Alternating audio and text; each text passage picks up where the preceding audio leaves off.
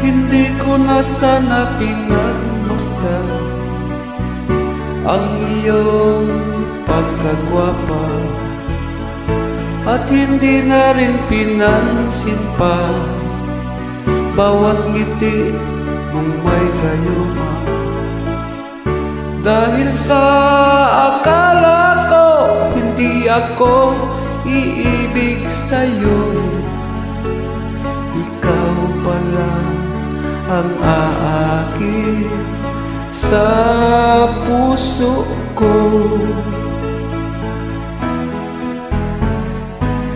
Kaya ngayon laging gulong-gulong ang puso ko't isipan.